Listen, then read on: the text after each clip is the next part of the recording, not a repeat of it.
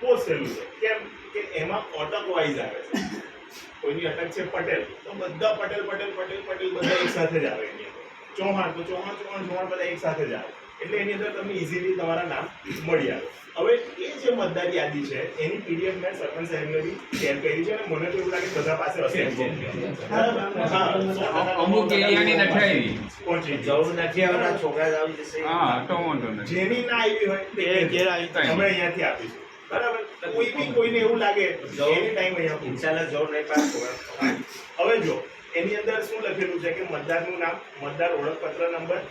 હવે મતદારનું નામ એટલે કોનું કે જેનું આ ફોર્મ છે એનું, જેનો આ ફોટો અહીંયા લગાવેલો છે એની વિગત અહીંયા. હવે ઇલિયાસ સાહેબ છે ને આપણને કહેશે કે હવે આગળનું આપણે કેવી રીતે ભરવાનું છે. એટલે એક છોકરો જે ફોર્મ ફિલઅપ કરવાના છે એ છોકરો એક જણ આવીને આ છે ને આ બંને એક ફોર્મ બંને આપી દો. બંને ફોર્મ એક આપી દો બધા. એક આ ને એક આ. જે કરવાના છે તો પ્લીઝ હા આ એક ફોર્મ મેં તમને 2 ફોર્મ આપ્યા છે. સરકારે ઉંમર પ્રમાણે 3 વિભાગ કરેલા છે. જેમનો જન્મ 1987 પહેલા થયેલો છે એ અને એમનું નામ 2002 ની મતદાર યાદીમાં છે એવા મતદારોનો એક અલગ વિભાગ છે. 1987 થી લઈને 2004 સુધીમાં જેનો જન્મ થયો છે એનો એક વિભાગ અલગ છે. એ કેમ વિભાગ કર્યા છે હું તમને સમજાવું છું. અને 2004 પછીના જે જન્મ થયેલા છે અને એમનું નામ મતદાર યાદીમાં છે એમનું નામ અલગ છે. હવે આપણી પાસે જે ફોર્મ છે એ આપણા વીસી આપણા ઇદ્રીસભાઈ મટકનું છે જે 1987 પહેલાના જન્મવાળું છે. બરાબર. સાહેબે સમજાવ્યું એમ જે આ ઉપલો કોડ છે એ આપણો જ ભરવાનો છે. એટલે કે જે મતદારનું આ છે ફોર્મ એ ઉપર લખેલું જ છે નામ. 2025 ની યાદી પ્રમાણે જે મતદારો 2025 ની મતદાર યાદીમાં છે એવા દરેક મતદારને આવા 2 ફોર્મ ઘેર ઘેરથી પહોંચાડવામાં આવેલા છે. હજુ કોઈ બાકી હશે તો એમને પહોંચાડવામાં આવે છે. તો આપણું ગામ મોટું છે, સંખ્યા મોટી છે એટલે થોડો સમય લાગે છે, બીએલઓ પડે છે. તેમ છતાં પણ કોઈને આ ફોર્મ ન મળે અને એનું નામ 2025 ની મતદાર યાદીમાં છે તો એ મારો પર્સનલી કોન્ટેક્ટ કરી લે, હું એના માટે કોશિશ કરી લઈશ. બરાબર. મળી જશે આપણને ફોર્મ. આ એક વાત થઈ. હવે આમાં સાહેબે કીધું એ પ્રમાણે મતદારે પોતાની વિગત ભરવાની છે. પહેલા જન્મ તારીખ લખવાની છે, આધાર નંબર વૈકલ્પિક છે, લખવો હોય તો લખવાનો પણ લખી જ દેવાનો. ઓકે. બીજી વસ્તુ મોબાઈલ નંબર બધા પાસે હશે જ હશે. પિતા અથવા વાલીનું નામ બરાબર એ બધાએ લખી દેવાનું છે. એમનો મતદાન ઓળખપત્ર નંબર જો હયાત છે તો એમનો લેટેસ્ટ લખજો, નથી તો 2002 ની યાદીમાંથી જોઈને લખી દેજો. બરાબર. એ પણ ન મળે તો એ વૈકલ્પિક છે, નહીં લખો તો ચાલશે. બરાબર. માતાનું નામ લખવાનું છે અને માતાનો ઓળખ કાર્ડ પણ એ જ રીતે આપણે લખવાનો છે. સાહેબે સમજાવ્યું એ રીતે. જીવનસાથી એટલે કે જો પતિનું ફોર્મ ભરીએ છીએ તો પત્નીનું નામ લખવાનું છે, પત્નીનું ફોર્મ ભરીએ છીએ તો પતિનું નામ લખવાનું છે. બરાબર. અનમેરિડ છે તો એના માટે એક કોલમ આપણે ખાલી છોડી દઈશું. હવે 1987 પહેલા જેમનો જન્મ છે અને જેમનું નામ 2002 ની મતદાર યાદીમાં છે એ લોકો માટે આ ભાગ ડાબી બાજુ વાળો ભાગ, ફોર્મની ડાબી બાજુ વાળો ભાગ, નીચેનો ભાગ. બરાબર. હું કોલમ વાઇઝ સમજાવું છું તમને બધાને, જરા ધ્યાનથી સમજી લેજો. છેલ્લા SIR ની મતદાર યાદીમાં મતદારની વિગતો જે અત્યારે SIR ચાલે છે એવું 2002 વખતે થયું હતું. તે વખતે આવી સઘન સુધારણા થઈ હતી મતદાર યાદીની. આ સાહેબે કીધું એવું છે કે કોઈનું નામ કાઢી નાખવા માટે કે કોઈને હેરાન કે પરેશાન કરવા માટેનો કોઈ ઉદ્દેશ નથી.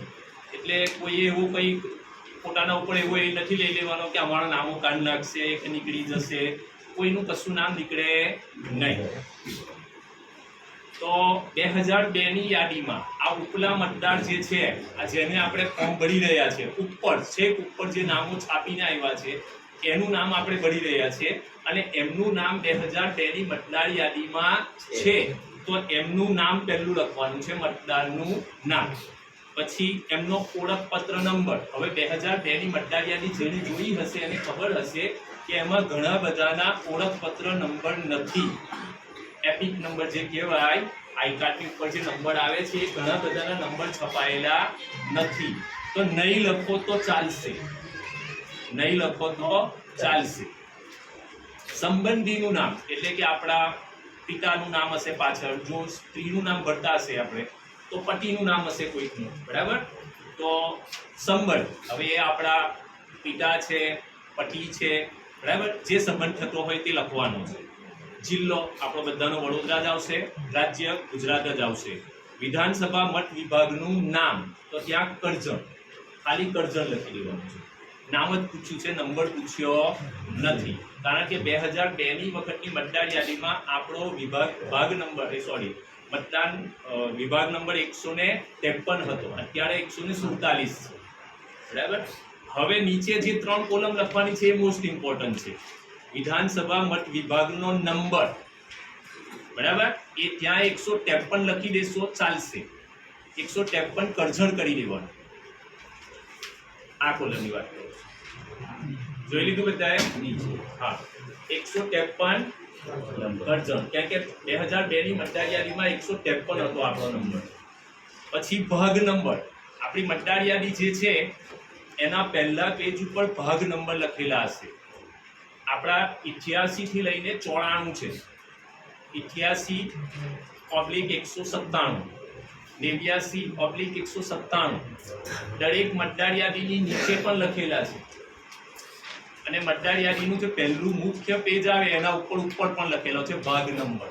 એ ભાગ નંબર લખવાનો છે, રાઈટ? બધાને ખબર પડી ગઈ? ના, આમાં બદલાયું છે એ વખત. હા, 2002 નો લખો.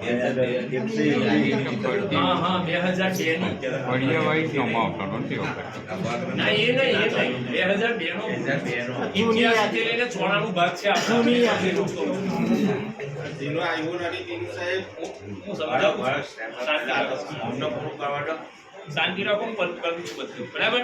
પછી ભાગ નંબર લખ્યા પછી મતદાર યાદીનો અનુક્રમ નંબર પહેલો જ છે, આવે કોલમ પહેલી જ આવે છે. અનુક્રમ નંબર, બીજો ગઢ નંબર આવે છે, બરાબર. એટલે પહેલો અનુક્રમ નંબર આવે છે, તે અનુક્રમ નંબર લખી દેવાનો. એટલે આ ફોર્મ આપણું મામલતદાર કચેરીમાં પાછું એને ચેકિંગ થશે, એ લોકો વેરીફાઈ કરશે, બરાબર, કે ભાઈ આ જે નંબર તમે અનુક્રમ નંબર લખ્યો છે, ભાગ નંબર લખ્યો છે, એ જગ્યાએ તમે જે આ નામ લખ્યું છે એ જગ્યાએ છે. જો હશે તો આ ફોર્મનું જે આ ભર્યું આપણે એનું ફોર્મ એ આવ્યું, આ જે 1987 પહેલા જેમનો જન્મ થયો છે અને જેમનું 2002 ની મતદાર યાદીમાં નામ છે, એમણે કોઈ પણ જાતના પુરાવા આપવાની જરૂર રહેતી નથી. આ ક્લિયર બધાને? એમણે કોઈ પુરાવા આપવાના નથી. અત્યારે તો કોઈને જ પુરાવા નથી આપવાના.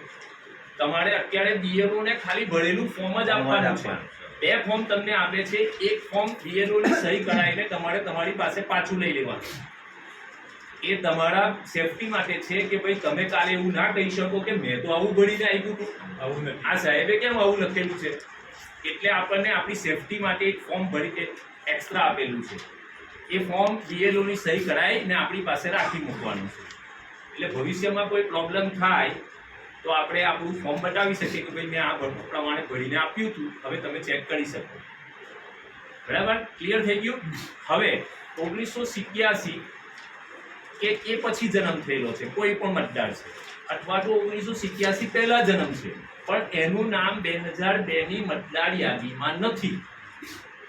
2002 ની મતદાર યાદીમાં એનું નામ નથી. કેટલાય લોકો એવા હશે કે જેમની ઉંમર 38, 40 કે 45 વર્ષની ઉંમર હશે અત્યારે, પણ એમનું નામ 2002 ની મતદાર યાદીમાં નહીં જોવા મળે. એ કંઈક કારણો હશે કે કેમ રહી ગયું છે, શું હશે, બરાબર. તો એ આપણે પડવાની જરૂર નથી, પણ આપણું નામ નથી. 7 મતદાર યાદીઓ એક વખતે ચેક કરી લેજો. ઘણા બધાના નામો જે તે સમયે કોઈ બીજા ભાગમાં કે બીજા ફળિયામાં ચાલતા હતા 2002 માં. તો ત્યાં ચાલતું હોય કદાચ કે બીજા કોઈ જગ્યાએ શિફ્ટ થઈ ગયું હોય, આ શું કહેવાય કે કમ્પ્યુટરાઇઝ કરે છે એના અંદર થોડું આમ તેમ થઈ ગયું હોય તો એ ચેક કરી લેજો. ખાલી 7 મતદાર યાદી એક વખતે ચેક કરી લેવાની, ત્યાર પછી જ આ ફોર્મ ભરવાનું. હવે જો નથી 2002 ની મતદાર યાદીમાં તો આપણે આ જમણી બાજુનું ભરવાનું છે, જમણી બાજુનું ફોર્મ ભરવાનું છે. ઉપરની વિગત તો એઝ ઇટ ઇઝ એવી ને એવી જ રહેશે, સેમ જ આવશે.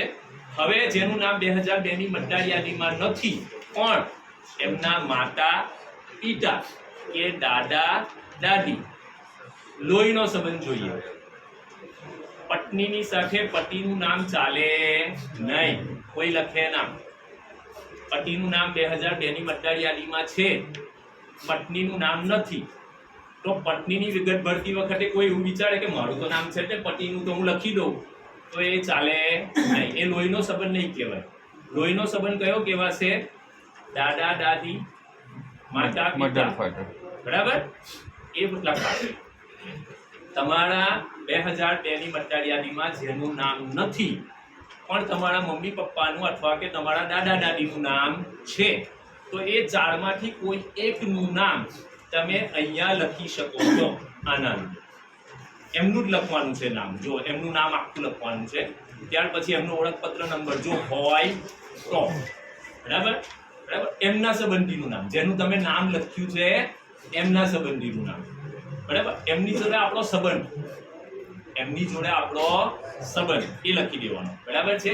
આપણા દાદા હોય તો દાદા, પિતા હોય તો પિતા. પછી જિલ્લો, રાજ્યનું નામ એઝ ઇટ ઇઝ એવું ને એવું જ રહેશે. વિધાનસભા મત વિભાગનું નામ પણ એ જ રહેશે, બરાબર?